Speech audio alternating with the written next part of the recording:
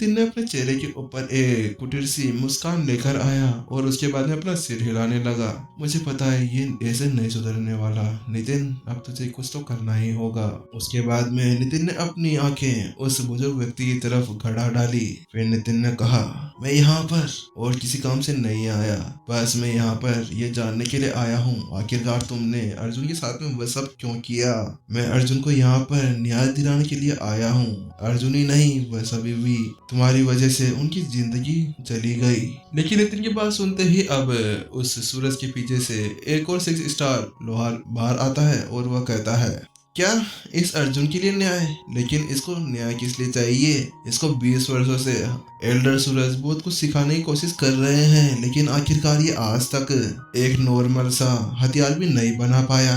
तो फिर तुम बताओ इसे किस तरह से न्याय दिया जाएगा? वो तो हमारे टीचर बहुत ही ज्यादा अच्छे हैं, इसीलिए उन्होंने इसे लंबे समय तक यहाँ पर रखा, इसकी इतनी सारी असफलताओं के बावजूद। और फिर भी तुम कह रहे हो कि इसे न्याय चाहिए। अरे किस बात का न्याय? उसके बाद में उसने अर्जुन के ऊपर टकटकी लगाई और उसके होठों के ऊपर एक मुस्कान देखी जा सकती थी, जो ये साफ साफ दिखा रही थी कि वह सामने वाले का मजाक उड़ा रहा है। उसकी बात सुनने के बाद में नितिन ने कहा, मैं तुमसे बात करने यहाँ पर नहीं आया, मैं तुम्हारे इस एल्डर सूरज से बात कर रहा हूँ। तो तुम्हें पहले बता देता हूँ कि बड़ों के बीच में छोटे नहीं बोलते हैं, तो अपना मुंह बंद रखो और साइड में बैठ जाओ। नितिन का अभी उन सभी को कोई भी सम्मान देने का इरादा नहीं था, क्योंकि आखिरकार उन्होंने बहुत सुखी जीवन बर्बाद किए थे और ऐसों के लिए कोई सम्मान मायने नहीं रखता था। उसके बाद में नितिन ने एक क्रूर आवाज के साथ में कहा, नीचे बैठो। जैसे ही नितिन ने ऐसा कहा, उस 6 स्टार लोहार के ऊपर इतना ज्यादा वजन पड़ा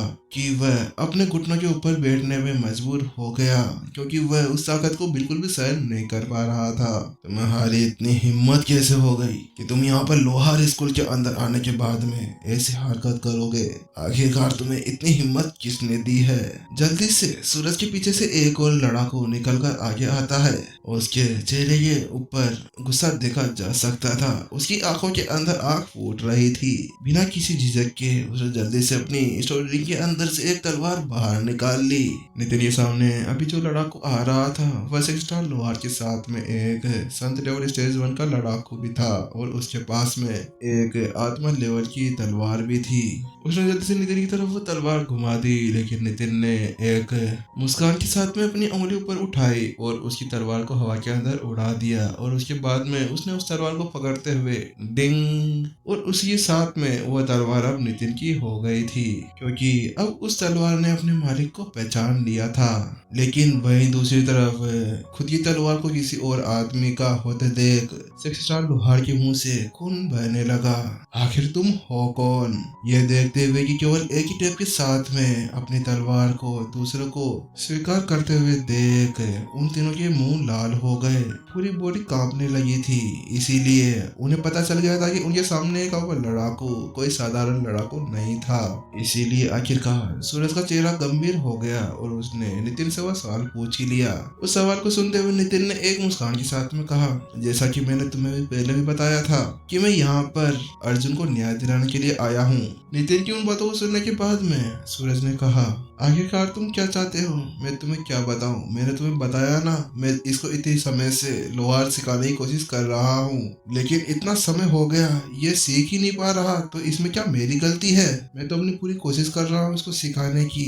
सूरज की बातों को सुनने के बाद में नितिन को भी अब गुस्सा आने लगा था। उसके चेहरे के ऊपर एक मायूसी देखी जा सकती थी। उसने कहा, क्या वास्तव में तुम्हें नहीं पता कि तुमने क्या किया? मुझे अब झूठ बोलने की कोई भी आवश्यकता नहीं है और मुझे झूठ पसंद भी नहीं है। यह देखते हुए सामने वाला अब मानने को तैयार ही नहीं था। इसीलिए नितिन समझ गया था कि सामने वाले को आसानी से नहीं समझाया जा सकता था। लेकिन यह देखते हुए कि सामने वाला अभी तक उसकी बात मानने की कोशिश ही नहीं कर रहा, सूरज ने फिर से कहा, मैं सच कह रहा हूँ, मुझे कुछ नहीं पता। उसके अंदर लोहार बनने की प्रतिभा है ही नहीं, तो मैं इसके अंदर क्या करूँ?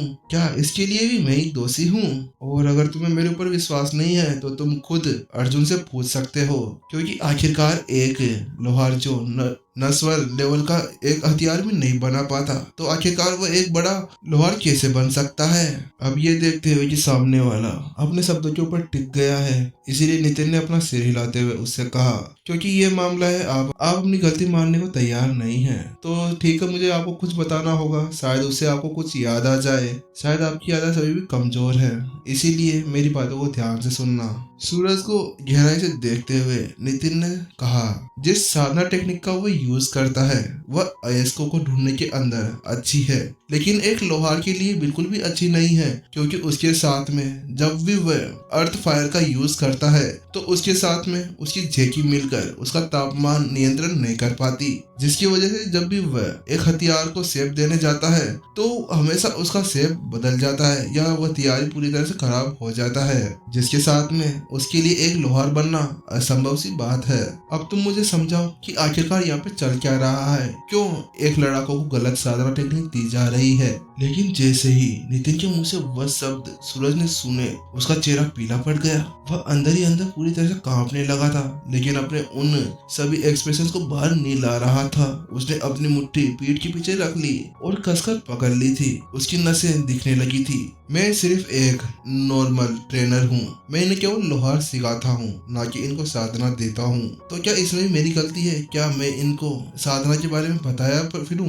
लेकिन वहीं दूसरी तरफ सूरज के मुंह से वह शब्द सुनने के बाद में अर्जुन के चेहरे का रंग पूरी तरह से लाल हो गया था। वह गुस्से से फटने ही वाला था। उसने जोर से कहा, लेकिन आप ही थे जिसने मुझे वह साधना टेक्निक दी थी, और उसके बाद में आपने मुझे और आपने ही उसे रिलेटेड मेरे को संकेत भी दिए थे ताकि मैं उसके अंदर कोई गलती ना कर बैठूं। फिर भी आप इस चीज से मना कैसे कर सकते हैं जैसे कि आपको कुछ पता ही ना हो। अर्जुन वास्तव में जिस साधना टेक्निक का यूज करता था उसे सूरज के द्वारा दी गई थी, और जब भी वह उस साधना टेक्निक के अंदर कुछ गड़बड़ करता था तो सूरज के द्वारा उसे व्यक्तिगत रूप से उसकी गलतियां पकड़ाई जाती थी। और उसे चलते हुए अर्जुन ने तो ये मान लिया था कि उसमें उसी की गलती थी। इसी वजह से तो वह अपने आप को दोषी मानता था कि इस तरह से व्यक्तिगत लेक्चर देने के बाद में भी वह आज तक एक लोहार नहीं बन पाया, और उसी वजह से वह अपने आप को सजा देने के लिए आत्महत्या करने जा रहा था। फिर भी आखिरकार इतने सालों तक उसको व्यक्तिगत रूप से वह साधना टेक्निक सिखाने के बाद में भी सामने वाला आखिरकार उसे मना क्यों कर रहा था? तुम बकवास कर रहे हो, तुम मेरे ना तो डायरेक्ट स्टूडेंट हो ना स्टूडेंट हो, बस तुम यहाँ पर मेरे से सीखने के लिए आते हो। तो तुम ये बताओ कि तुम मेरे स्टूडेंट नहीं हो तो मैं तुम्हें साधना टेक्निक क्यों प्रोवाइड कराऊंगा? सूरज ने एक गुस्से भरी आवाज के साथ में अर्जुन से कहा। सूरज की वो बात सुनने के बाद में अर्जुन चिल्ला चिल्ला के बता देना चाहता था कि वास्तव में तुम ही थे जिसने मुझे वह साधना टेक्निक सिखाई थी, तुम ही थे जिसने मुझे उसके अंदर आगे बढ़ने के लिए कहा था। तुमने ऐसा भी कहा था कि अगर मैं इसकी मूलभूत आवश्यकताओं को समझ जाऊंगा तो मैं इसको ऑटोमेटिक ही आगे बढ़ाऊंगा। लेकिन ये इतना ज्यादा बेशर्म कैसे हो सकता है कि मेरे को 20 साल तक वही साधना टेक्निक सिखाने के बाद में आज अचानक से उसके लिए मना कर रहा है।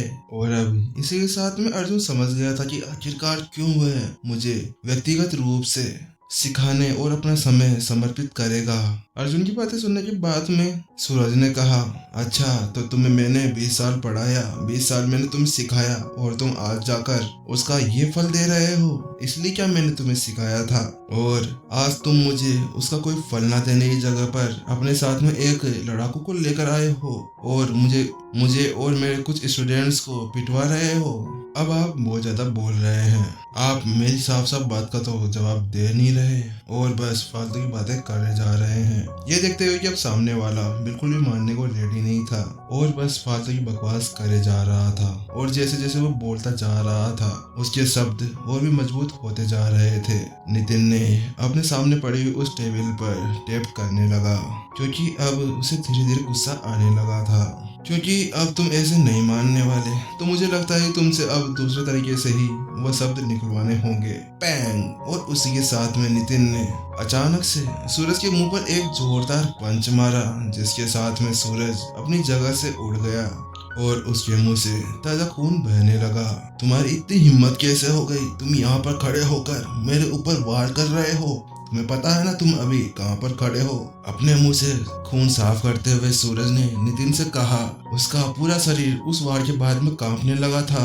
नितिन अपनी जगह पर आराम से खड़ा था। वह अपने पैर को जमीन पर धीरे धीरे टैप कर रहा था और अपने हाथों को अपने बगलों में कसकर सूरज की तरफ बड़े आराम से देख रहा था। उससे कहता है, क्या क्या तुम्हें अभी भी कुछ याद आया या नहीं, या फिर तुम्हें और भी कुछ चाहिए? उसके बाद में तुम्हें कुछ याद आएगा। सूरज अपनी जगह पर खड़े खड़े कांप रहा था। उसने अपना जबड़ा कसकर पकड़ा हुआ था क्योंकि उस वार के बाद में उसका जबड़ा थोड़ा सा ढीला हो गया था। यह जानते हुए कि वह उसे कुछ भी सच नहीं बता सकता था, क्योंकि आखिरकार अगर उसने यहाँ पर सब कुछ सच बता दिया तो लोहार गिल्ड के साथ में उसे जान से मार दिया जाएगा। इसीलिए उसने आगे कहा, मैं सच कह रहा हूँ, मैं इसे जो जो सिखाया था वह सब कुछ सही था और वो केवल मेरा एक प्रशिक्षु था। ऐसा व्यक्ति जिसने 20 साल तक सीखने के बाद में भी आज तक एक स्टार लोहार की परीक्षा भी पास नहीं कर पाया। और फिर तुम्हें बताओ कि मैं आखिरकार इस जैसे व्यक्ति के ऊपर अपना टाइम वेस्ट करते हुए झूठ क्यों बोलूंगा। यही बोलते बोलते अब सूरज की आंखों के अंदर हैवानियत दिखने लगी थी। उसने कहा, तुमने तो बहुत ही अच्छा काम किया है। अब तुम यहाँ पे मरने के लिए आए गए हो तो ठीक है। वैसे तुम अभी लोहार गिल्ड के अंदर खड़े हुए हो और तुमने यहाँ पर खड़े होकर एक टीचर को मारा है। हालांकि नितिन को सूरज के बारे में कुछ पता नहीं था। वह तो उसको अर्जुन की तरफ से ही पता चला था, और अगर उसे इसके बारे में पता नहीं चलता तो वह सूरज को थोड़ी बहुत सजा देकर ही छोड़ सकता था। लेकिन आखिरकार उसने इतने ज्यादा समय से इतने सारे गुनाह किए थे और अब नितिन को उसके बारे में पता था, तो इतना सब कुछ जानने के बाद में आखिरकार वो कैसे ऐसे व्यक्ति को माफ कर सकता था जिसने बहुत सौ की लाइफ बर्बाद की थी। उसके बाद में अपना सिर हिलाते हुए नितिन ने एक और बार उससे कहा, मुझे लगता है तुम अभी तक भी तैयार नहीं हो। तुम आखिरकार समझ कैसे नहीं रहे। मैं तुम्हारे ऊपर बिल्कुल भी दया नहीं करने वाला। अगर तुम अभी बोल देते हो तो ठीक है, लेकिन बाद में तुम ऐसा बोलते हो तो उसका कोई फायदा नहीं रहने वाला, क्योंकि तुम बिल्कुल मरने की कगार पर पहुंच जाओगे। नितिन की आंखों में बिल्कुल भी दया नहीं देखी जा सकती थी। उसे तो अब उसके ऊपर गुस्सा आने लगा था, लेकिन वह उसे ऐसे ही नहीं मार सकता था। आखिरकार वह उसकी असलियत बाहर सबको पता लगा देना चाहता था, ताकि उसकी वजह से जितने भी वह लड़ाकू मरे हैं उनके ऊपर से वह दाग हट जाए, जिसकी वजह से वह सभी आत्महत्या कर रहे थे। लेकिन इसके साथ में एक और प्रॉब्लम भी आ रही थी, क्योंकि सूरज ने जिन जिन को वह साधना टेक्निक दी थी वह सभी अब तक तो मर चुके थे। बस उसमें से केवल अर्जुन ही बचा था। इसीलिए उसके पास में ज्यादा सबूत भी नहीं थे जिन्हें वह दूसरी पार्टी के खिलाफ इस्तेमाल कर सकता था। और इसीलिए नितिन किसी और को ये बात नहीं बताना चाहता था। पहले वो उसके मुंह से वह सारी सच्चाई निकलवा लेना चाहता था, क्योंकि अगर वास्तव में उसने मुख्यालय के अंदर जाकर इस बात का बताया भी तो शायद उसके ऊपर कोई भी कार्रवाई नहीं की जाएगी।